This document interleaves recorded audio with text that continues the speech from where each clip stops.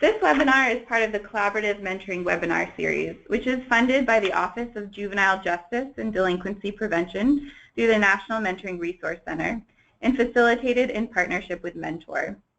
These webinars would not be possible without the planning team, which includes the mentoring partnerships shown on this slide. I'd especially like to thank Sherry Fonts, previously from Kansas Mentors, who planned much of today's content. Before we get started, I wanted to share some housekeeping information. In 1 week, you'll receive an email with information about how to download a copy of these slides and view the webinar recording. You can also access this information directly by going to Mentor's website. So please don't feel like you need to jot everything down in notes. We'll provide all this information in about a week. To continually improve this series, we're looking for your input. A short survey will pop up as you exit the webinar. Please take about 3 minutes to give us your feedback. We want this to be a participatory experience, so please use the question box to ask questions throughout the webinar. Dana Gold from the Mentoring Partnership of Southwestern Pennsylvania will be queuing up questions to share with panelists during the Q&A portion of the webinar. We likely won't get to every question because it looks like there are several hundred of us on the line, but we will try our best. So first, we just want to get a sense of who's with us today. So we're going to be launching a couple polls here. The first one, what is your experience level in the mentoring field? Are you a beginner, experienced, or expert? You can take a moment to select your choice.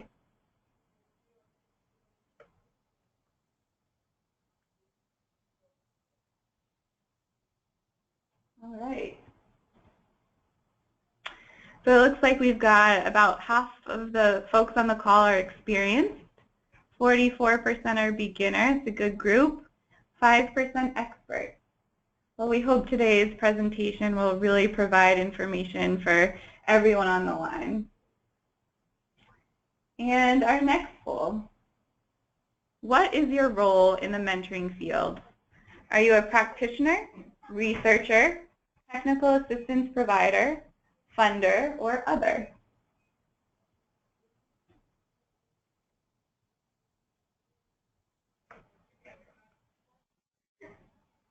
All right. Looks like we're very heavily attended by practitioners today. Makes a lot of sense. 20% are other. Feel free to type out what you are in the question box. And about 5% TA provider. So welcome, everyone.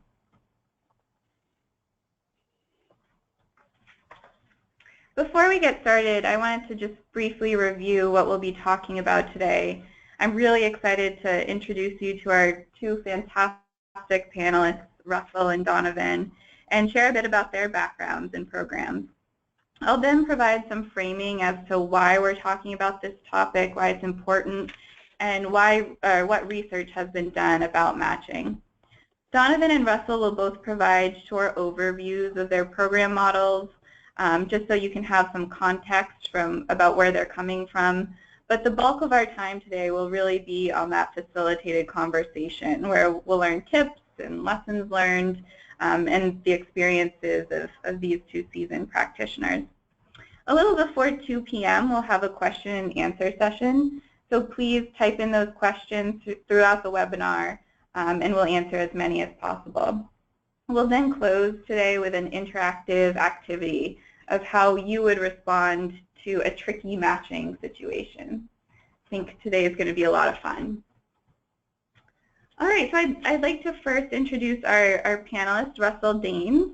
Russel is the program director at Friends First and is a dynamic and enthusiastic leader, presenter, and educator. He's passionate about giving students the tools they need to be successful contributors to their communities. He holds a degree in biblical studies and has over 15 years of experience in working with youth in a variety of settings, including mentoring, youth ministry, and nonprofit organizations. Next, I'd like to introduce Donnovan Karber.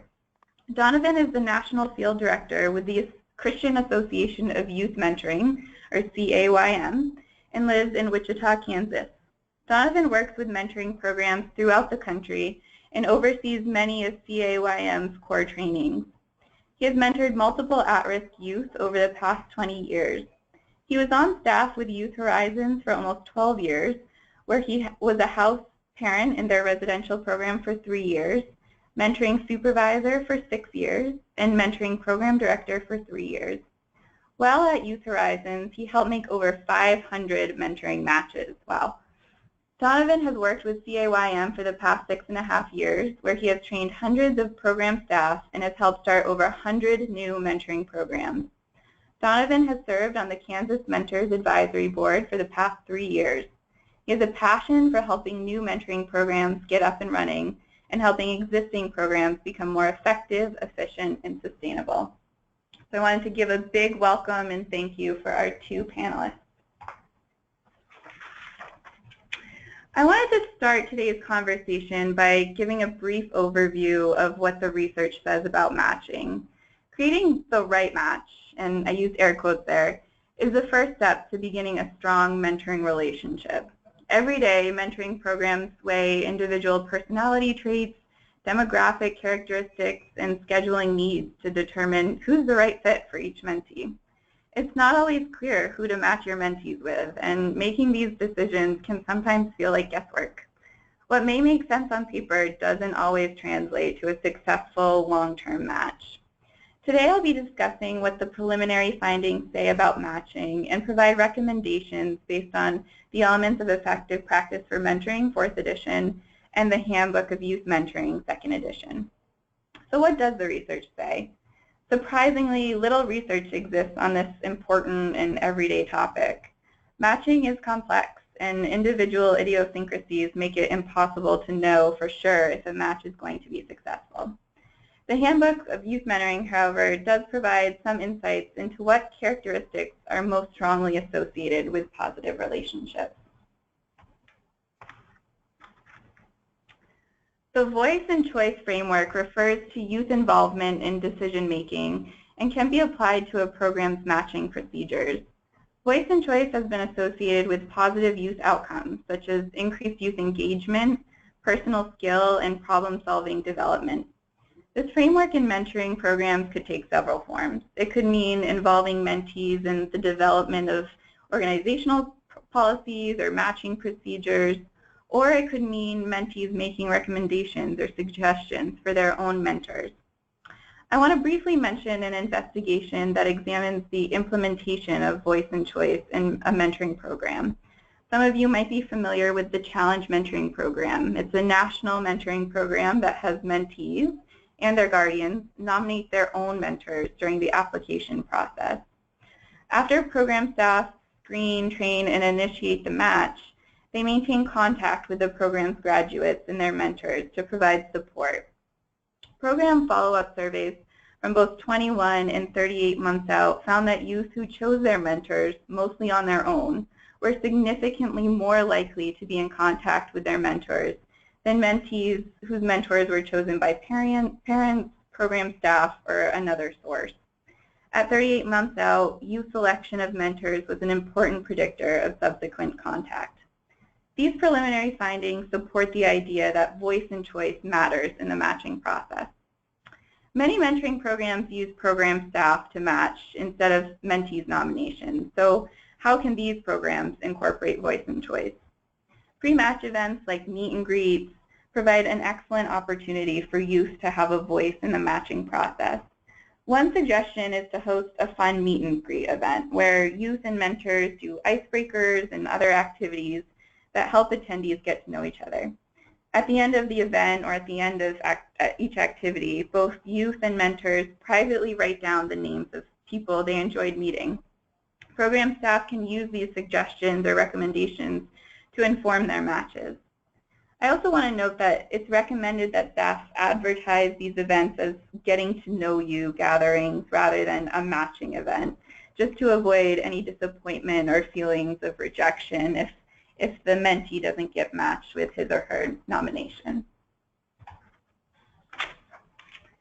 The Handbook of Youth Mentoring also looked into what other characteristics are strongly associated with relationship quality. In a recent meta-analysis of 73 evaluations of youth mentoring programs, Dr. David Dubois and his colleagues found program effects were significantly stronger when programs emphasized making matches based on similar interests. So it can be helpful to use assessment tools like Myers-Briggs or a survey to gauge these interests and preferences and make the matches accordingly. Race and gender are often recommended as characteristics to consider when matching, but research on same race and same gender matching is inconsistent. Research has found little differences in relationship quality between cross-race and same-race matches, indicating that matching based on common interests should probably take priority over matching based on race. All that said, research on these topics is complex and nuanced, and the program's mission statement and goals should really be considered and taken into account when thinking about what characteristics to match on.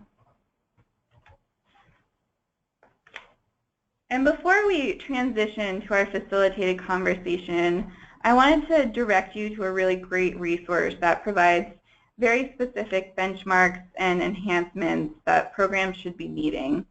The Elements of Effective Practice, 4th edition, was released in September 2015, and it includes research-informed, practitioner-approved best practices for every element in the match life cycle, including matching. Matching is the 4th standard in the Elements, and for the first time, the standard has been expanded to include the process of initiation. So while matching a mentor and mentee is the first step in developing that mentoring relationship, initiating is just as important in setting the stage for a successful relationship. The Elements recommends that programs arrange, document, and attend that initial meeting with a mentor-mentee and, when relevant, parent or guardian. Program staff should prepare all parties for this initial meeting by providing background information about who they'll be meeting and letting them know what to expect. The Elements also recommends that the mentor, mentee, and guardian sign a commitment agreement stating the program's policies, so all parties have clear expectations for the mentoring relationship. So for those of you who don't already use the Elements, I highly recommend that you download this free resource from the Mentor website so you can read it more and think about other standards and enhancements for both matching and other stages of the match. So all that said, I want to reiterate that matching really is more art than science, and it's difficult to assess whether a relationship will be successful based solely on characteristics. And while individual personalities and idiosyncrasies will always influence the effectiveness of a match, I hope this overview provided some guidance into what to consider when doing those matches. So with that, I want to transition over to Donnovan Karber, who is going to introduce his work and provide some context for where he's coming from in this conversation. Thanks, Jennifer. I just wanted to start off just by saying I've just been a huge fan of Mentor since I became aware of them back in 2001 and started implementing the elements of effective practice into our mentoring program.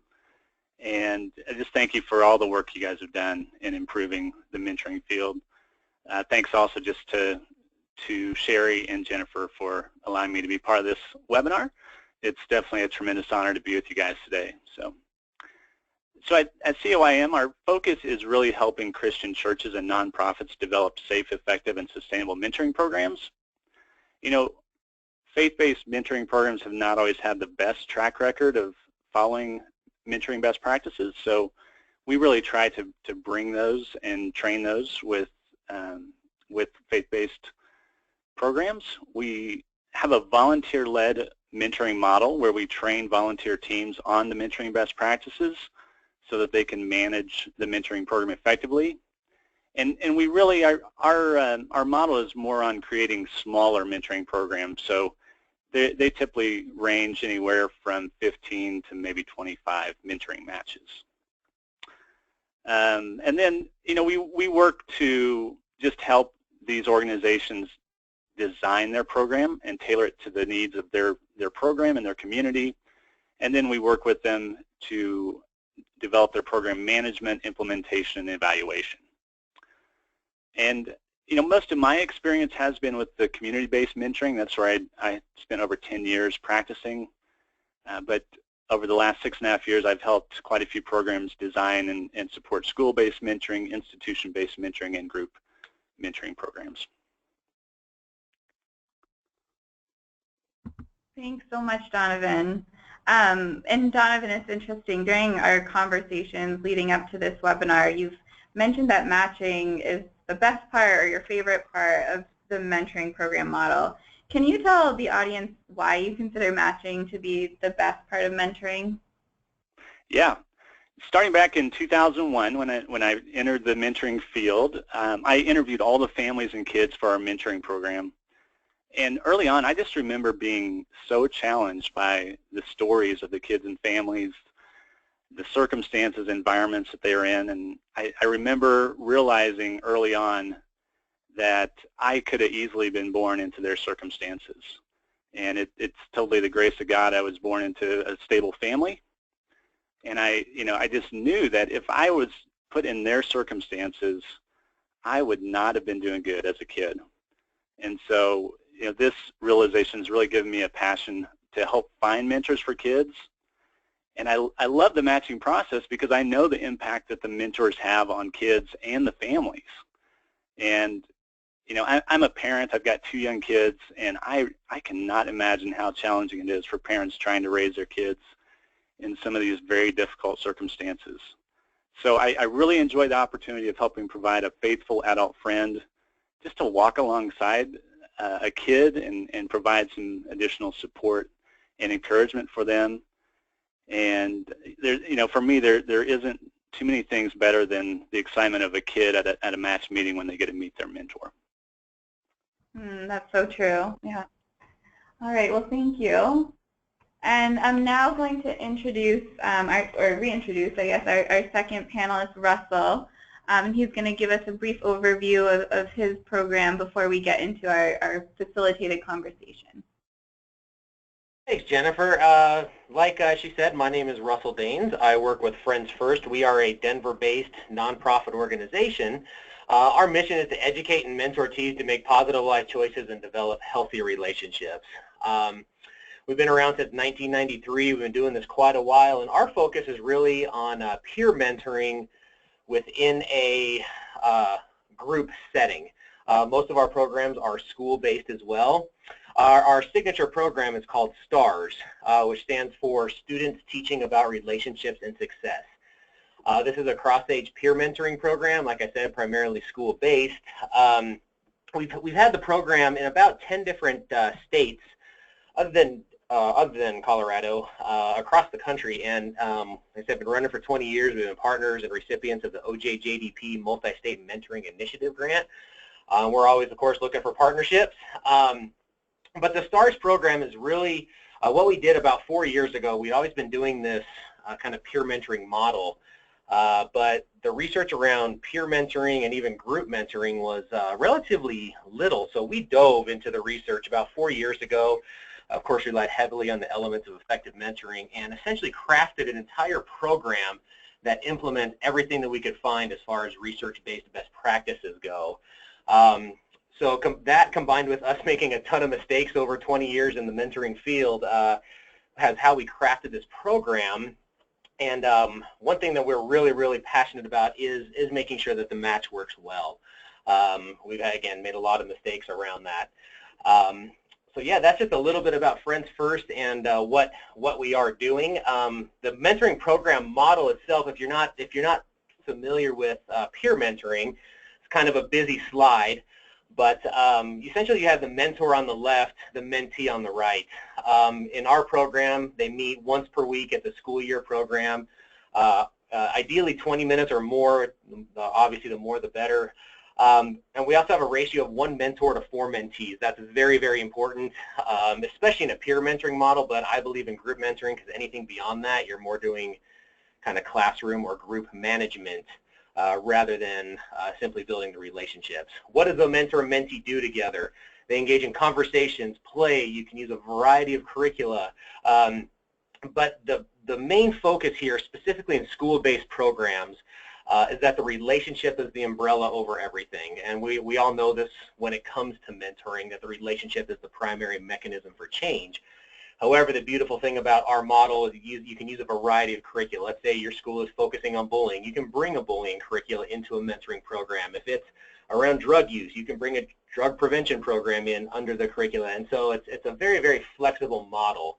But yeah, I think one of the big reasons we are brought in this conversation is because we are doing some very innovative things when it comes to recruiting and matching mentors and mentees. That's great. Thank you, Russell. And your program approach may be a little different for mentor recruitment due to you being a group and peer-focused program. Can you talk about your mentor recruitment strategies and how the matching process really begins in this earlier stage? Absolutely. Bottom line is if you don't spend a lot of time vetting and recruiting qualified and committed mentors, it doesn't matter once you get them in the door because the match won't last. We've made this mistake over and over again. Organizations we've talked to, and we experienced kind of this desperation mode where, holy cow, we need bodies, and so anyone who is even willing, we would bring them into the fold. We wouldn't vet them properly, we wouldn't necessarily train them properly, and it just created a lot of headaches and honestly a lot of broken matches down the road. Mentors would drop out, mentees would not be connected. So we really put a lot of emphasis on mentor recruiting. Kind of our biggest strategy, the best way to put it, is get the mentors very, very excited about it and then try to talk them out of it. See if you can actually see if they're going to commit. We hold the bar very, very high for our mentors. All of our high school students, they have to commit for an entire year, which is big for a high school kid. They have to commit to 2 to 3 hours per week throughout the entire year. They have to maintain role model status, which means they're committing to avoid all high-risk behaviors while they're mentoring. And so we make sure they're very, very clear of the commitment ahead of time before they even enter into the mentoring process, the mentor training process. That's great. Yeah, that's a good point that thinking about matching really needs to begin earlier on. All right. Great. Well, we wanted to begin today's conversation by talking about how staff and mentors can prepare for the matching process. Russell, I'm hoping you can start us out here. I know Friends First has a unique and innovative approach to matching. Can you explain a little bit about this approach and how you train coordinators to prepare them for the matching process? Sure. Our matching process is actually built into our program. The first 5 sessions is what we call our mentor matching module. So when we come into a kind of a group setting or a classroom-based setting, these first 4 or 5 sessions, they're intentionally very lighthearted. If a random person were to walk in, it would just look like a lot of people just having fun. But as we all know, the #1 way to build relationships is through fun and play and activities, so that's kind of why we do that. But prior to this first session even happening, we trained our entire program staff not just to go in and lead these activities and have fun, but to be on the lookout, to be intentional, to take notes, to have name tags, and they're really kind of what observations are you making at this point among the mentors and mentees? Have you seen any potential connections? Have you seen connections that absolutely won't work? We also train our mentors before session 1 to do the same thing. We tell the mentors when they enter into this classroom, we give them what we call our 5-foot rule. They're not allowed to be within 5 feet of another mentor because we want them engaging with the mentees during this time. First-time mentors, again, they are afraid, they don't know what to do, so what will they naturally do? Clump up with one another with what they know. We're intentional about getting them out and about and mingling with the mentees. And then the big thing is during, right toward the end of session 3, this is where we have the mentor and mentee buy-in. We actually have a sheet we pass around. It's almost like draft day in our classes. We have the mentor stand up with name tags on, and we put the mentees and say, hey, who do you think you would make a good, or your mentor would be? Who would you like your mentor to be? We can't make any promises. Who are a mentor you think could help you or you feel like you've connected with? Go ahead and write their names down. At the same time, write down names of any potential mentors that you don't think you would have a good relationship with. And we tell them this is completely anonymous. Me as the program coordinator, I'm the only one that sees this.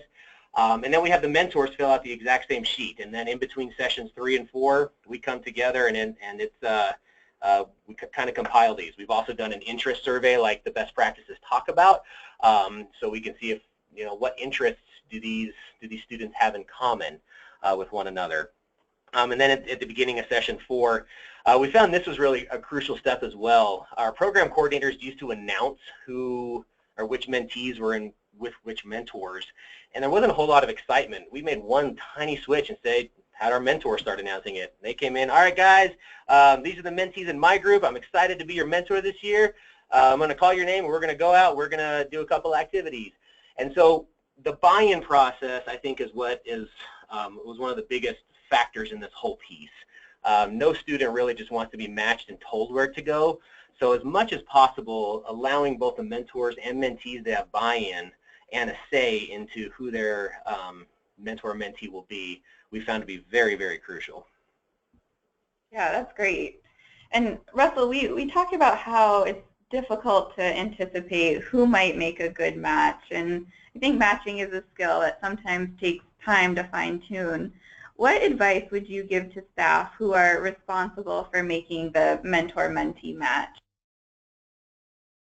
Oh, the first thing, again, I talk about is that matching begins with recruiting. Spend a lot of time on the recruiting process like we talked about, but also saying that matching is an art. We're dealing with people. There's no formula that if you do A plus B divided by C, you're going to get a perfect match every time. It just doesn't work. And so really trying to learn to adapt to these principles and kind of trust the process. Again, allow time for matches to develop organically. This came not only from our experience, but also from some research that Dr. Michael Karcher had witnessed as well, saying that matches, the best matches, there's not a science behind it. If you can allow them time to build relationships with one another and see how things could potentially work out, those organic matches tend to last the longest and to be the most effective. Like we talked about, training our staff to make sure that both mentors, mentees, and parents and guardians should have buy-in. I think some of the times, as we're the professional staff, we know best, and it can be difficult to relinquish some of that control and trust in it. Will there always be 100% perfect matches? Absolutely not. But from our experience, we've seen the matches be more effective when the coordinators or case managers or whatever relinquish a little bit of control or try to really encourage that buy-in. And lastly, we try to utilize as many other resources as possible. So for example, if we're in a school-based setting, I'll talk to the teachers and say, hey, tell me what you know about these kids. I'll try to call the parents ahead of time of both the mentors and the mentees and try to find out as much as possible, really doing a lot of background work behind this and utilizing as many other resources as possible. Like we said, the interest survey, that's huge for us. What do you like to do? What don't you like to do? How would you describe your friends? How would you describe your family? Asking all those types of questions. We do some personality type things. It's very, very basic. We don't quite get into Myers-Briggs or anything, mainly because it's difficult for a middle schooler to know their personality anyways. They're trying to figure out what they're trying to do. But doing things that are actually quite basic, like, are you a neat person? Are you a messy person? Do you prefer order? Do you prefer just kind of going out and having fun? Are you the life of the party, or are you a little bit more reserved? Just asking those questions, but doing it in a group setting where the kids, the mentors, mentees, everyone can kind of see where everyone else is at. And so you're utilizing all these other resources to really try to give you the best landscape of the mentors and mentees that you're dealing with or working with, so you can make as best match as possible. Yeah, that's good advice. And Russell, I just have one follow-up for you. I like the idea of talking to the teachers. What kinds of questions do you ask teachers or parents or guardians when you're kind of thinking about this matching process? Sure. The first thing I'm asking, because we're in a group setting, is how does this mentee work well with others? Is this going to be the group that's going to derail everyone else? Yeah, so that's kind of one of the big things that we ask, at least the teachers. The parents, when we're able to make the contact, again, in some of these higher risk populations, it's very, very challenging to do, but even just trying to get a little bit more background, like, hey, what type of person does your son or daughter get along with or not get along with, those types of things. And really just giving them as much, or again, trying to get as much information as possible through those questions. I'll actually email my proposed mentor matches and the groups and everything to the teacher ahead of time if we're in the classroom setting. What do you think about these? And that teacher real quick respond, don't put these two together. You might want to think about these two, things of that nature, which turns out to be very, very helpful. Yeah, that's interesting. I like that. All right, well, Donnovan, I have the same question for you. What advice would you give to staff who are responsible for making the mentor-mentee match? Yeah, I'm going to kind of talk and kind of, I guess, give a framework for community-based matching. So in my experience, working with program staff, it really doesn't take long for the staff to know what type of mentor would be a good fit with a specific child. I think the challenge is that we can't always make perfect matches because we're limited by the pool of our prospective mentors and youth that we have available. And so as Russell's talked about this is really where the art of matching comes into play. And I was just thinking back with the matches I was a part of, and I'm guessing, maybe 50% of our matches were highly compatible with each other, but the rest of them, we really had to do the best of what we could with what we had. And so your less compatible matches can be successful, but this is where I think you really got to rely on your best practices and your screening process, your training process, and especially your match support process for them to equip and to nurture a match along so that they can form a trusting friendship. So I wanted to give a few just basic tips maybe for some of the newer staff who are initiating matches. So first, try to find mentors who are compatible with the mentee. And there is research out there supporting this, and look for common interests, similar personality, and live a somewhat close distance from each other. So just having some basic compatibility with the match is important because it makes the outing much more enjoyable when both the mentor and the kid have things in common and they enjoy doing together. So in my program, I saw the repercussions of not matching based on compatibility play out. And so I wanted to share that with you real quick. One of our match support specialists was overseeing our waiting list kids. And he did not like having the kids wait a long time, and I was with him. I did not like that either. And so his philosophy for matching was that he wanted to match the kid who'd been waiting the longest with the next mentor that was available. And he was a great match support specialist. He did a great job of supporting the matches and encouraging them. But I'll tell you, this philosophy just was very challenging. It did not work well, and the matches, they just didn't make a natural connection. And so he had to really work to just keep them together for the commitment that they made. And some of his matches often ended a little earlier too. So my matching philosophy was matching based on compatibility, and I just saw that my matches were much easier to support because they liked hanging out together. And it was easy for them to look forward to hanging out next week because they knew that they liked doing the same things together. And often those matches went long-term. Next, just have some pre-match activities to see if there is a natural connection out there. Jennifer already talked about this a little bit in the research section with the voice and choice. But I think, having some meet and greet events, I think that's great. And I would encourage you to do that to see if there is a connection there.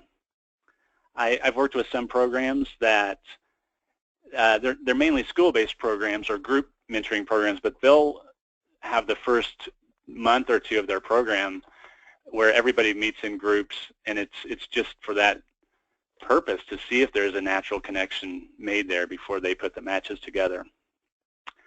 I recently heard of a program that has a match support specialist facilitate a meeting with the mentor and the parent before the match meeting. And that was the first time I'd heard of that, and I think that's a great idea. You know, there's more and more research just showing that it's so important to have the parent engagement, and I think that's a great way to really develop that engagement with the parent from the very beginning. And then have the match support specialist facilitate the match meeting. You know, I just think the match meeting is so crucial. This is the first time you're bringing everybody together. You really need to have a staff person facilitate that meeting, do the introductions, make sure people are feeling comfortable, and then you've got to make sure everybody is on the same page by the end of that meeting. They understand what the expectations are, the commitments, the boundaries. So, you know, a few basic things. You've got to explain the commitment agreement and what's expected. You need to explain how you will provide regular ongoing support. And you need to explain how you'll facilitate healthy match closers, because every match is going to close eventually. Then this was something that I found really important for our program, and that is to evaluate all of our match closures. And ask yourself a few questions. First, why did the match end? Second, is there anything we could have done to save the match? And then third, what adjustments do we need to make?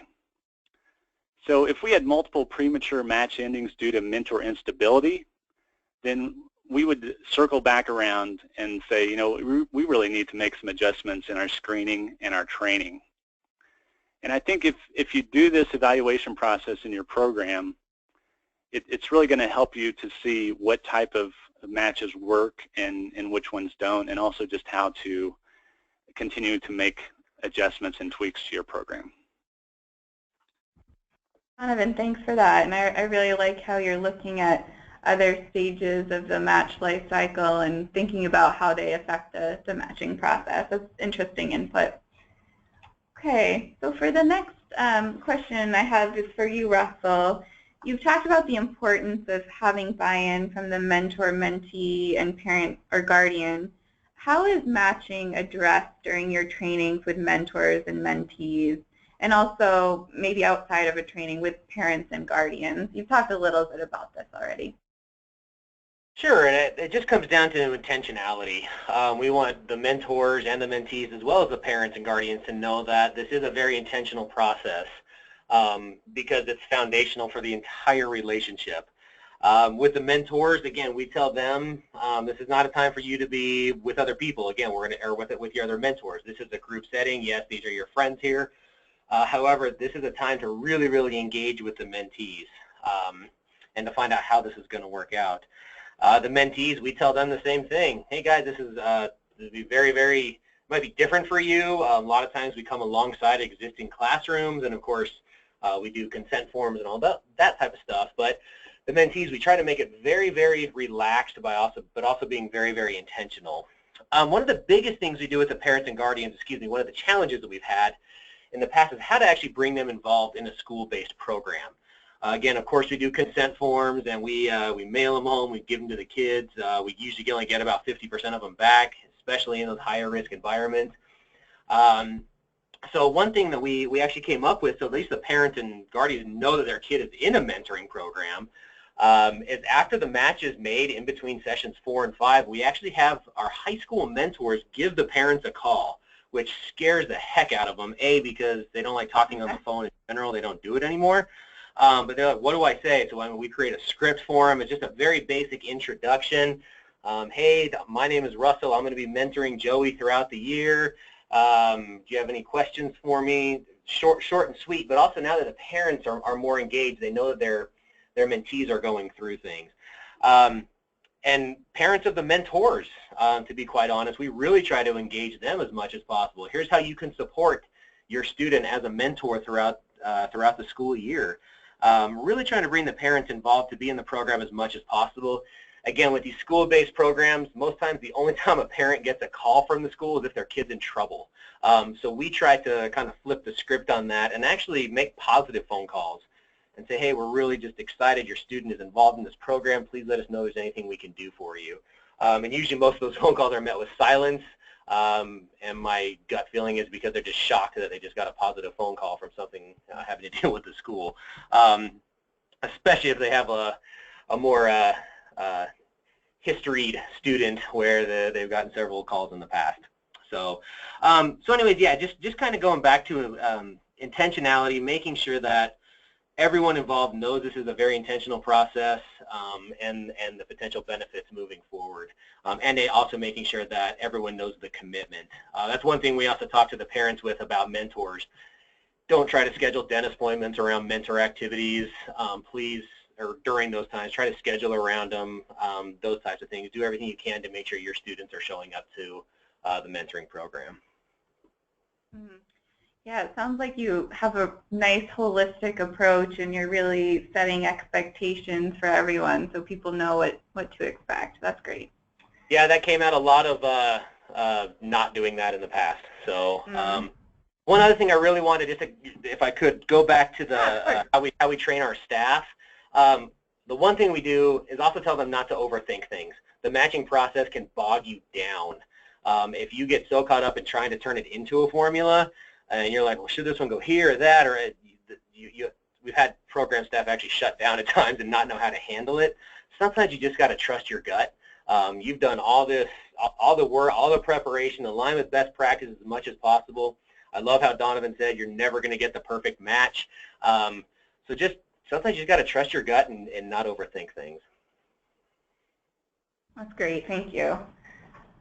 Now, Donnovan, I think we've all been in a situation where we feel like we're doing everything right. We match a mentor with a mentee based on interests and personalities. We have parents buy-in, but for some reason the mentor and mentee just don't click. What do you do when a match is not working out? Great question.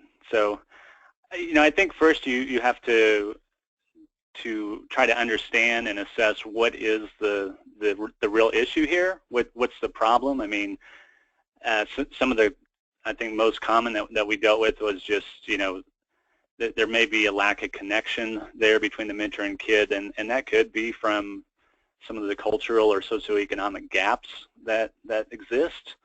It could be a communication or scheduling issue. It could be the parent not in full support of it and trying to sabotage the relationship. It could be that the mentor just, they came in with the wrong expectations, or it could be a kid that is just slow to warm up. I think those are some of the things that we saw over and over again. And so I think you just have to take time to assess those, talk to each of the parties as far as where you think the issue is with, is it with the mentor or the kid or the family, narrow that down. If you can, work a solution or an intervention, with that party and get things back on track, great.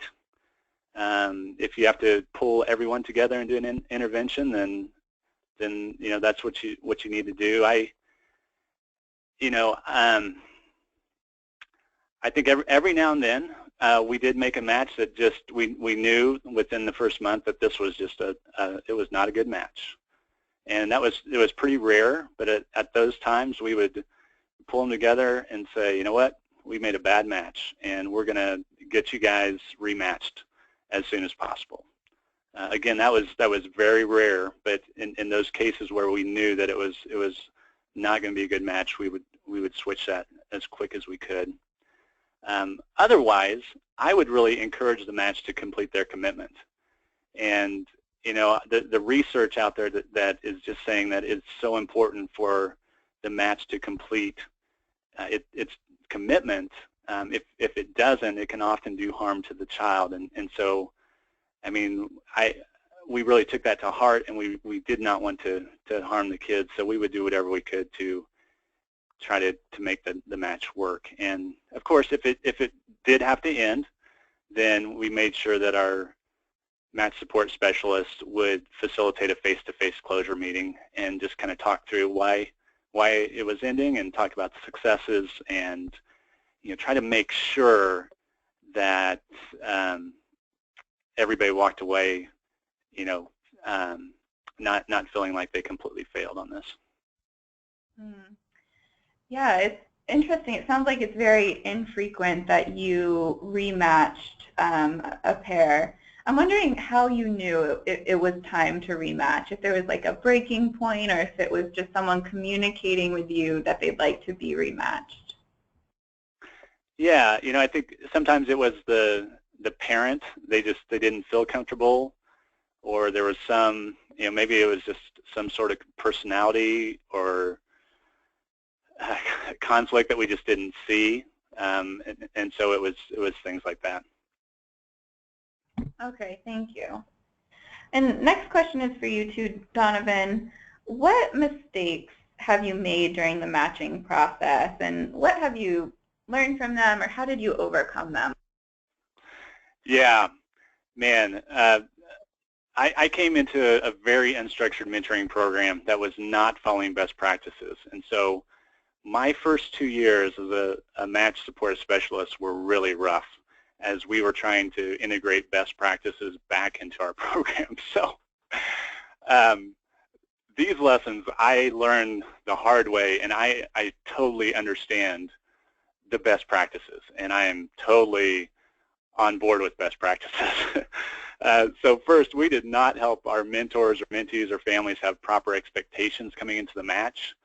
The basics of the commitment, boundaries, and match closure.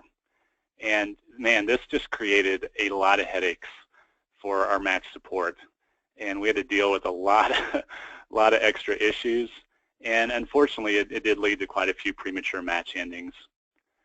We did not make sure the child and the parent were in full support of the match.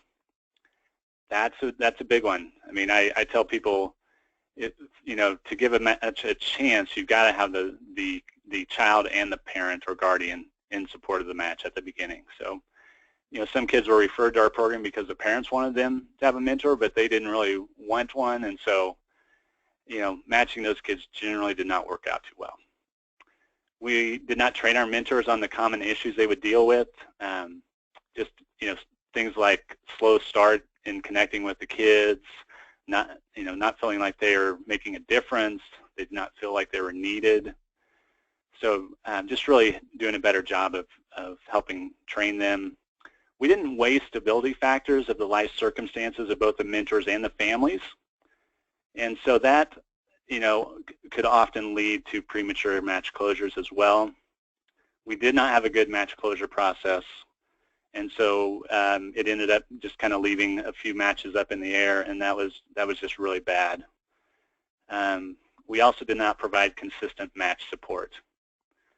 So once we stepped that up and were consistent, that made a huge difference right there. So, overall, as we tighten these areas up, we just had a lot more successful matches and a lot of matches that went long-term then.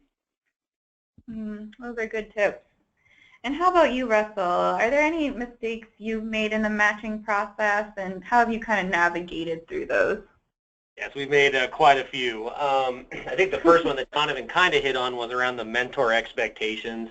A lot of times you're trying to recruit people. Come on in, you'll change the world. Every one of your mentees is going to be flunking out, and they'll all graduate and be borderline valedictorians, and you start making all these promises. And then in a mentor's mind, they're already feeding why they want to do it, and sometimes it doesn't happen that way. And what we found more often than not, I mean, I can't tell you, I've lost count of the number of times where a kid has come up to me 3 years later, I run into him in the grocery store, or finds me on Facebook or something. Russell, thanks so much for the program. I'm like, I didn't even think you were paying attention.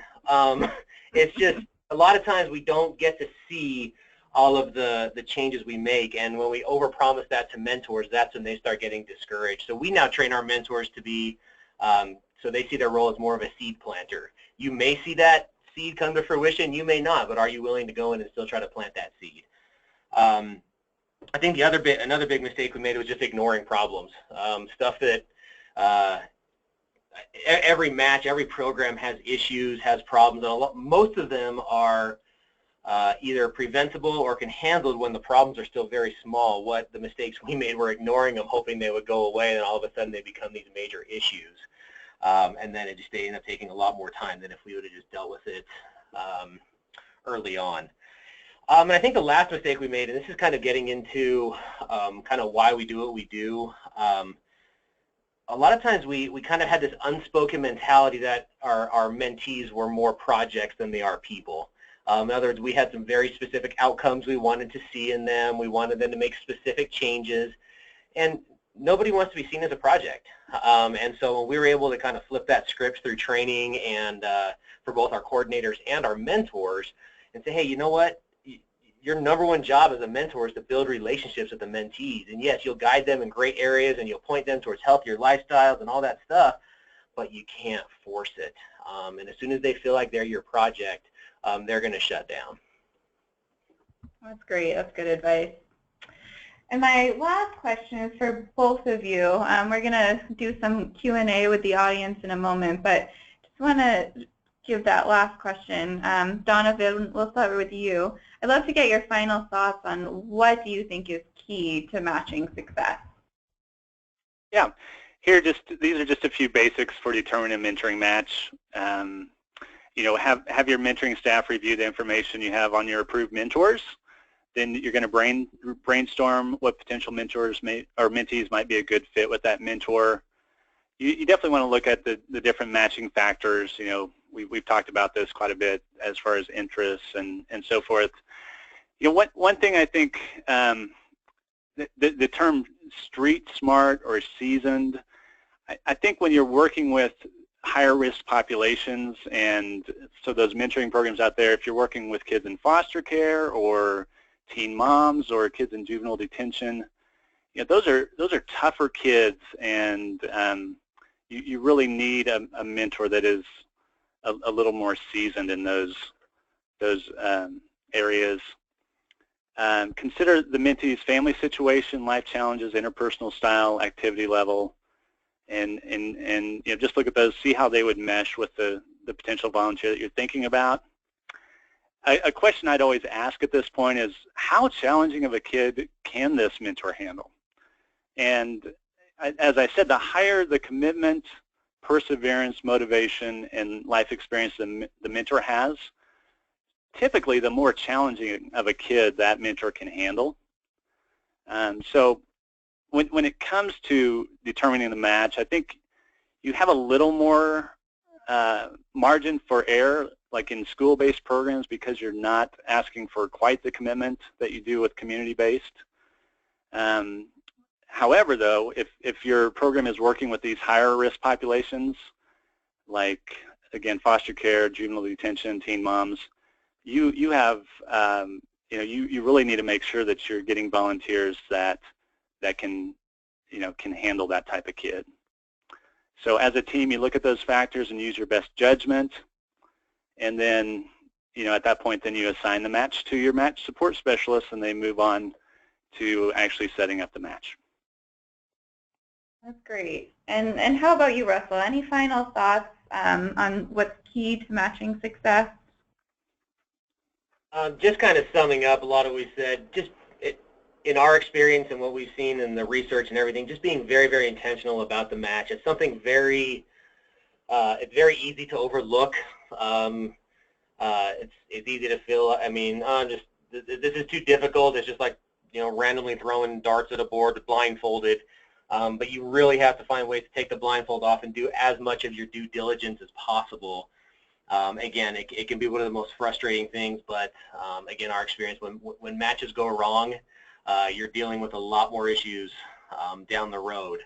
So yeah, just being very intentional, and I cannot emphasize enough the importance of recruiting. Recruiting quality mentors, spending the time there. If you spend more time recruiting, the matches are more likely to succeed. I found, yeah, interests make a big deal, but more than anything else, you need a committed person who's going to be there for the right reasons.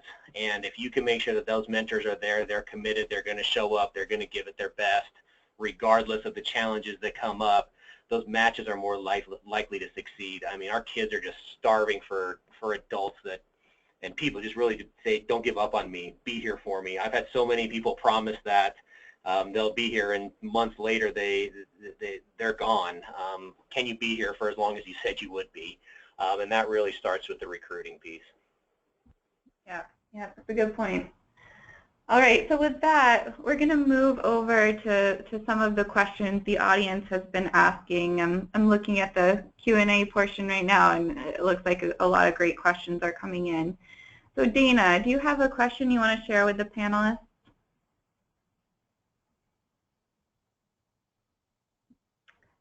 Dana, you might be muted.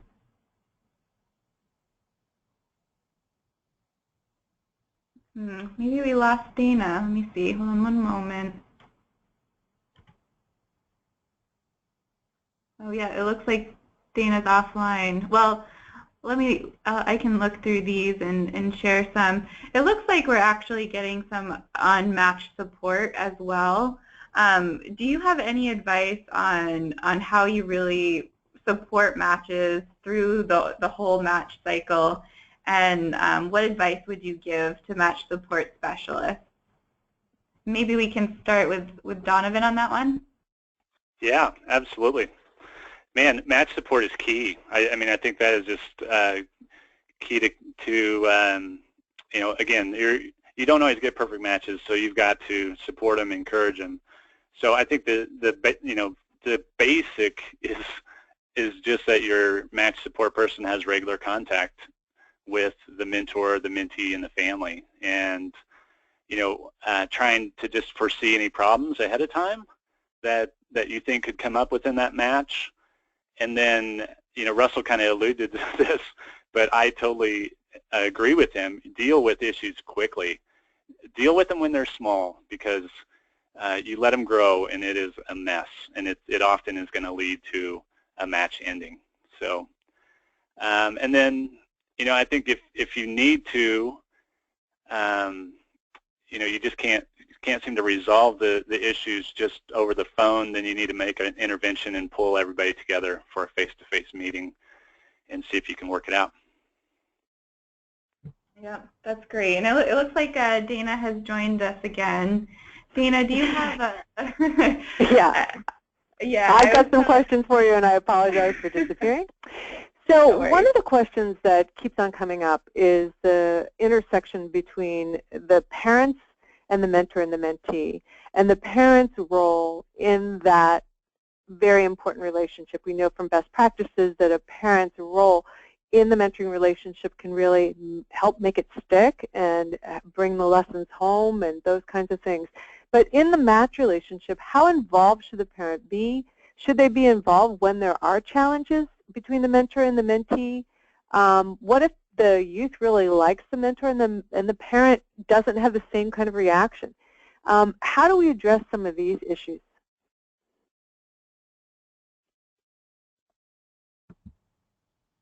I can take a first shot at that. I think from my experience, that's really where the match support person works with the parent. I usually say that with school-based mentoring, the match support person's first priority is the mentor because they're the volunteer. Secondly is the parent because the parent's still making the decisions. And thirdly is the mentee. And hopefully if the mentor's doing a good job of mentoring, the mentor's connecting with the mentee.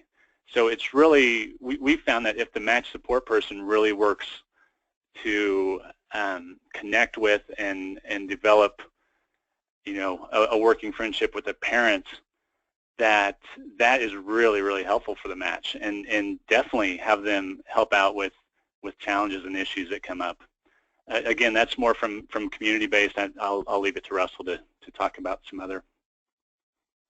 Yeah, I think a couple, just in general, I mean, I'm a parent, and if I hear about someone who's wanting to come in and make a difference in my life, all of a sudden I have insecurities as to why I'm not good enough all of a sudden. And so just kind of understanding where a parent may be coming from and being a little bit sympathetic towards that. And also kind of doing some peacekeeping. I found a lot of times when issues arise between parents and all that type of stuff, just kind of talking through it and just listening for a little bit is very helpful. But also going back to some things we talked about earlier is communicating early.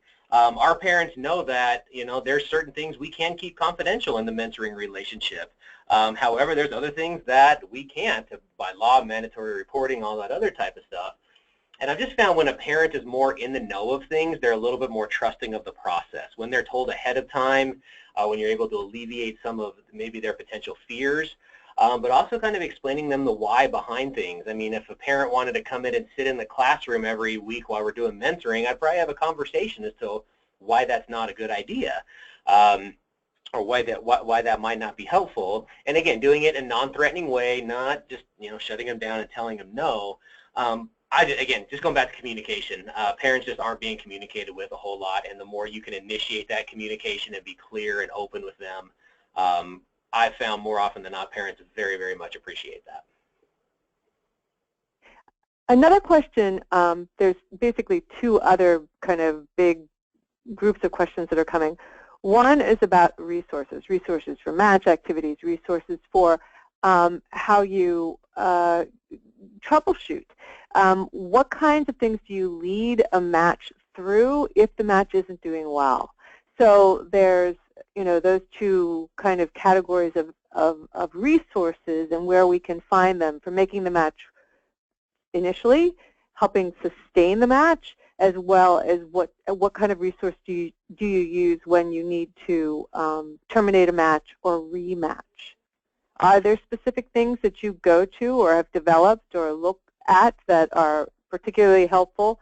We will remind everyone about the Handbook for Youth Mentoring, of course, but other things that that the both of you use.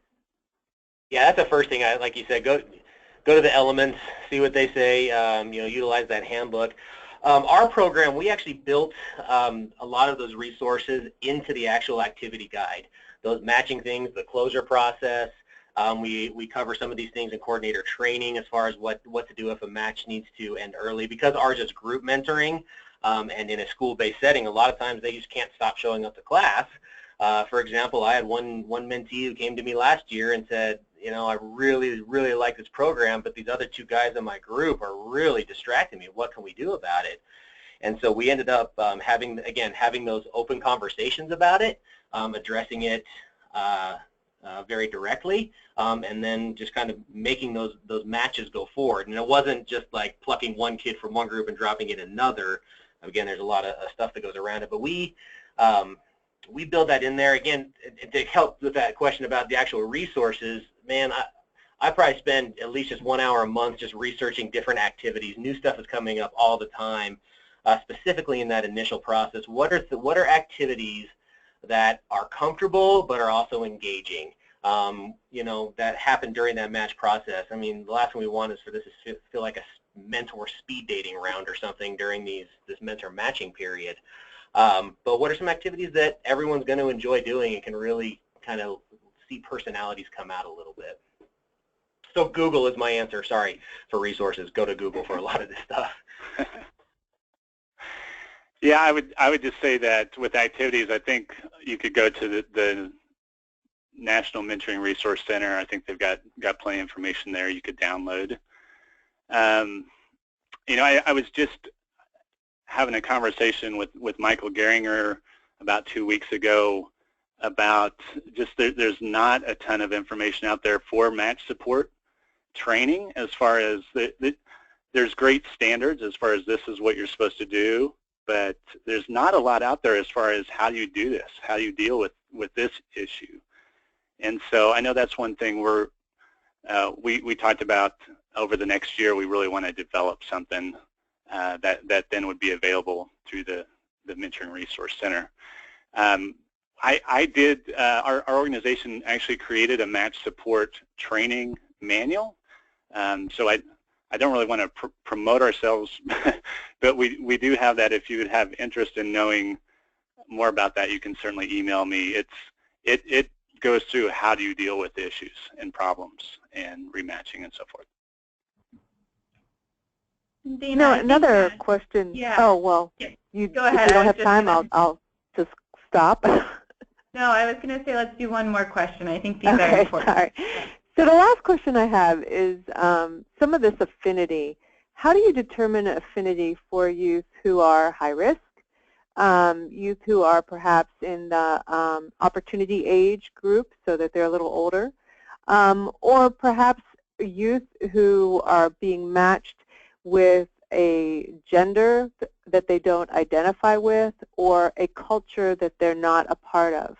How do you handle these particular groups who are perhaps more sensitive in your matching process?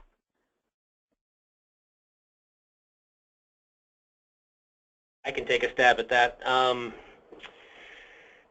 I think a lot of it comes down to, first of all, training, understanding the populations that you're working with from the organizational and programmatic level, and then also how do you pass that training on to mentors so they are sensitive to these different populations. From a programmatic level, I mean, just to be very honest, it's difficult to make matches that last an entire school year in these high-risk environments. I mean, kids are moving all the time and things like that, and that's where even as an organization, just to be honest, we're struggling with, okay, the element says this, but in these high-risk areas, we're not able to provide this because it just doesn't happen. So even trying to get a little bit creative with some of those types of things, can we try shorter programs with that? You know, even that may not last a full year, but as long as they know there's a set beginning and end, I don't know.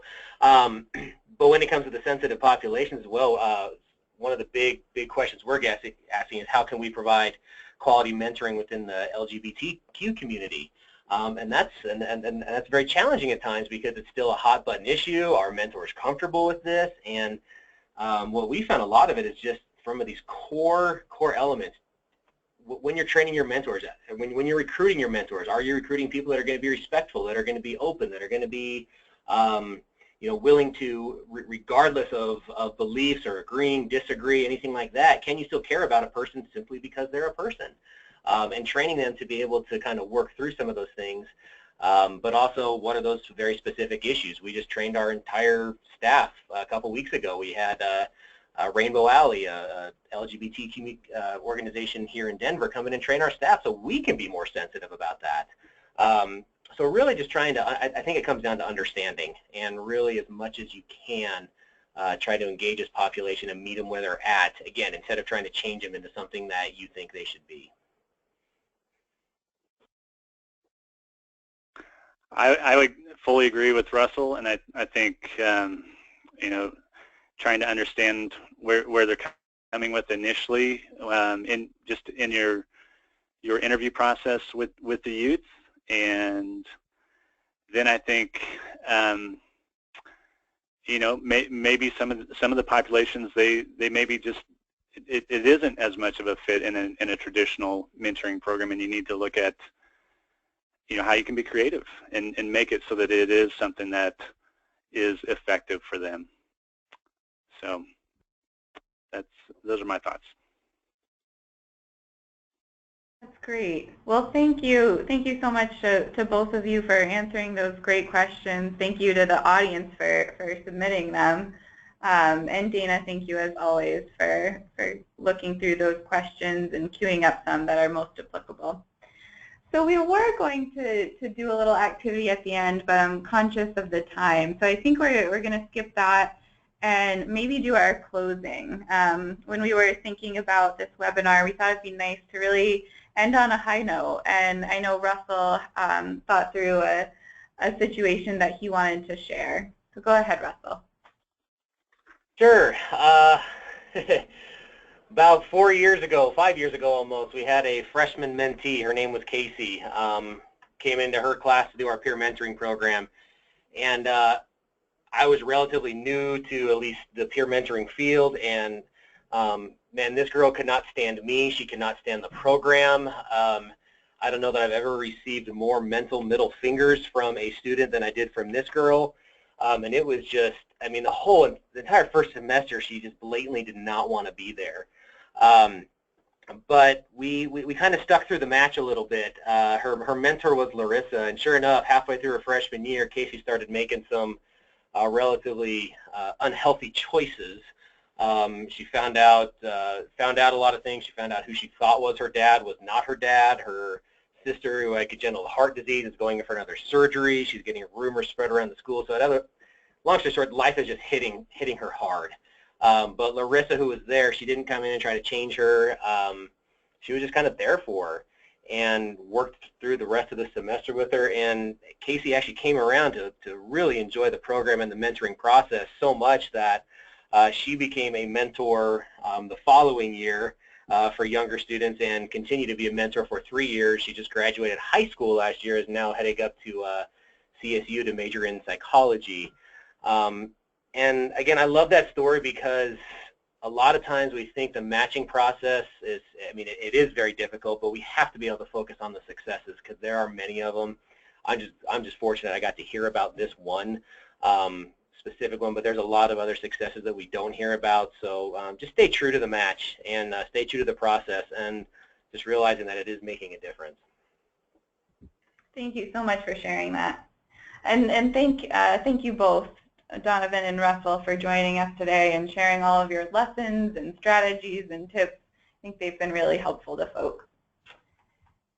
So I want to take a moment to wrap things up here and conclude.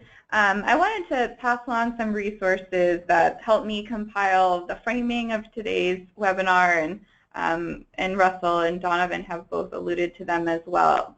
I've provided links to access both the Handbook of Youth Mentoring and the Elements of Effective Practice for Mentoring. And the elements you can download for free on the Mentor website.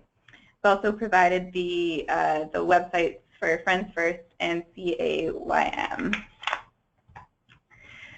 And we encourage you to get no-cost technical assistance for your mentoring program. Whether you need help with recruitment, planning, program design, evaluation, matching, or anything in between, you can always request free technical assistance with the National Mentoring Resource Center, which is a resource funded by the Office of Juvenile Justice and Delinquency Prevention and facilitated in partnership with Mentor. Donnovan mentioned the NMRC website for some resources for activities and activity guides. We do have a whole section on the webpage for activities and different resources that are downloadable. So I recommend visiting that site and exploring what they have to offer. Additionally, we encourage you to register your program with the Mentoring Connector, a national database of mentoring programs. This zip code searchable database allows mentors and mentees from across the country to find your program, and is connected to LinkedIn, My Brother's Keeper, NBA Cares, and so many other avenues of free program advertisement. And remember, 1 week after the webinar, all attendees will receive an email with the link to the CMWS webpage, where we'll post the recording, slides, and additional resources. Don't forget, we want your feedback. At the end of today's webinar, please answer the short survey and help us make this series even better. Be sure to visit the Collaborative Mentoring Webinar Series page on the Mentor website for an archive of all past webinars and information about upcoming webinars. And thank you to everyone for joining us today, and especially to Dana, Donnovan, and Russell for really pulling this together. Please join us next month on September 15th for our next webinar on program evaluation. Thank you all again, and have a great rest of your day.